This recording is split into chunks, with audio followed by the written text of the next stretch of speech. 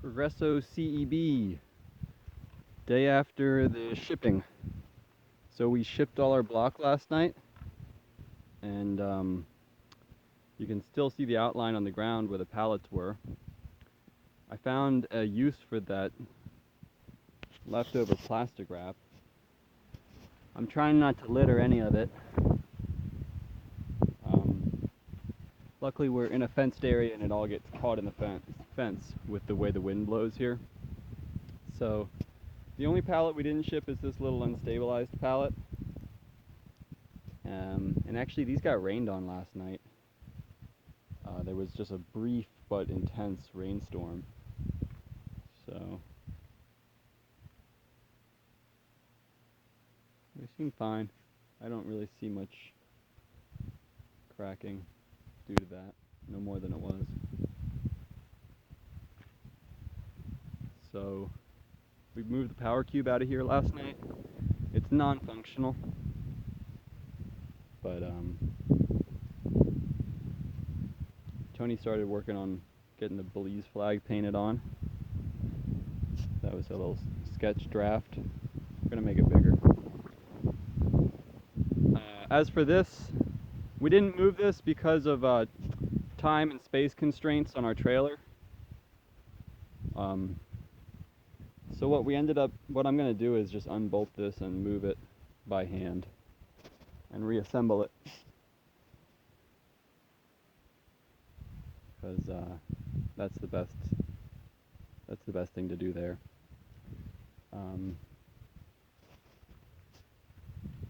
This is some block that we had pressed the day this is some soil we had mixed the day that the power cube gave out. So this will be brought over, hopefully, because it's going to be good to show what the block mixture was. So this is our block mixture.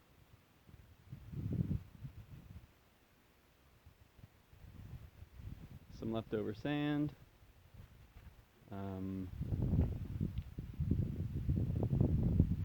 Lots of clay.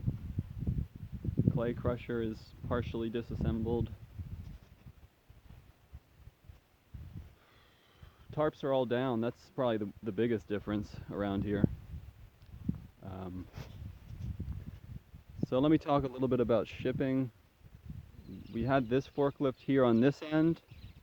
This was a hired forklift, which actually ended up needing 2 gallons of hydraulic oil, 5 gallons of diesel to get it running, and it was an hour and a half late due to them changing the water pump at the last minute, and they were also an hour and a half late coming back from lunch. So we lost quite a bit of time due to them, but they did stick around for the long run and didn't drop the guy off till about 9:30 p.m.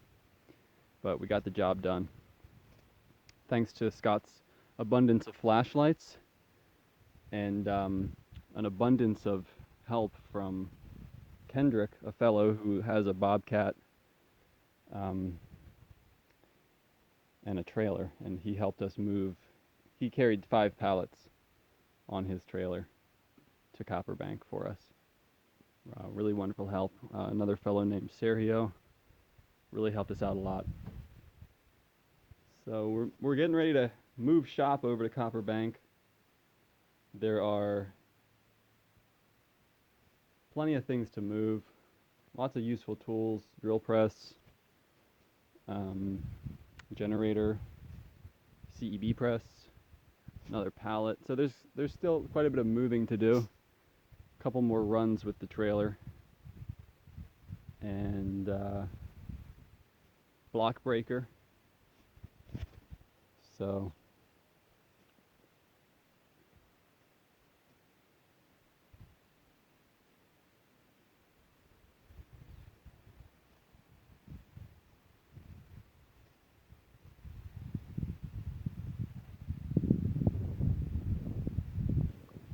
sound didn't cut out, I'm just not really saying anything. For the shipping, so we had this forklift here on this end, we had another forklift in Copper Bank, and we were sucking diesel out of the red truck all day to fill up the forklift and the blue truck, milking the teats of the red truck.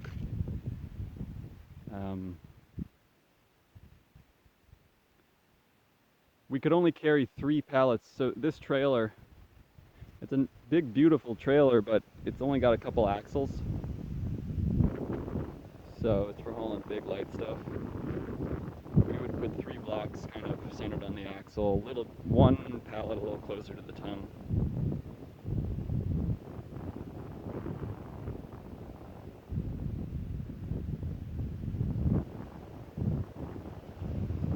Yep.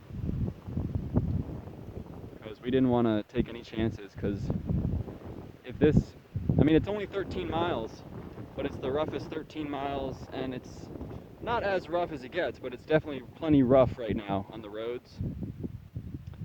So if one of these tires gave out, we don't have a spare.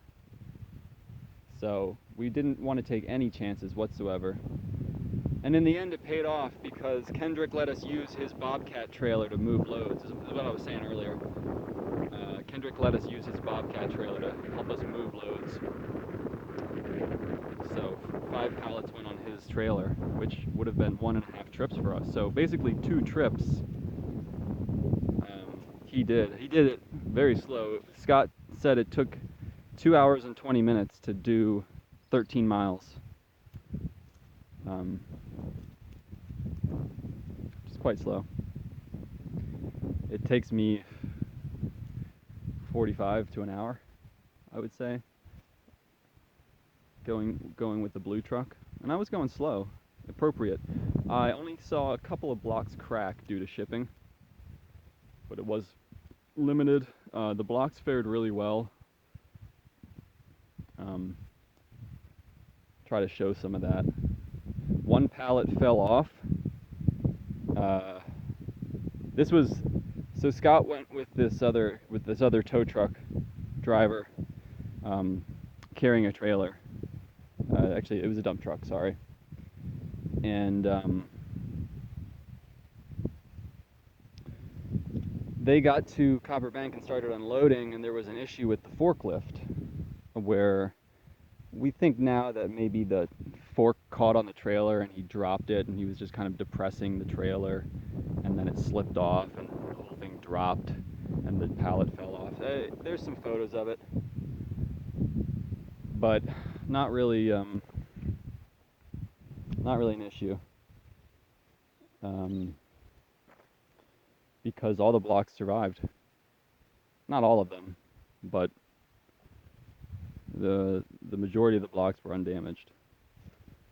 So this is sand that has been filtered, and this could be used on the floor. I would use this on the floor of the building. That's what I would use this for leveling the blocks. I think this would be a good material to use because it's cheaper than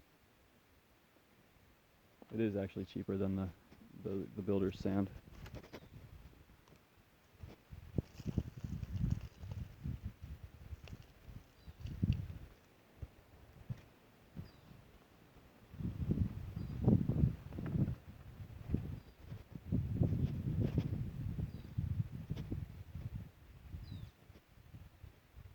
Yeah, I know this is going on kind of long, and I'm not saying much, but it's just, to me, it's amazing how much this space transformed overnight.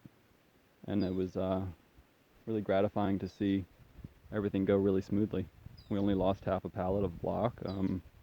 We got everything done in a single day, despite having basically 4 hours of holdup due to our forklift operator.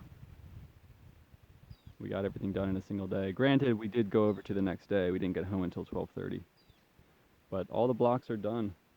So, done and on site. So yeah, just want to say thanks to everyone who helped with this. I could not have done it without the support of so many people.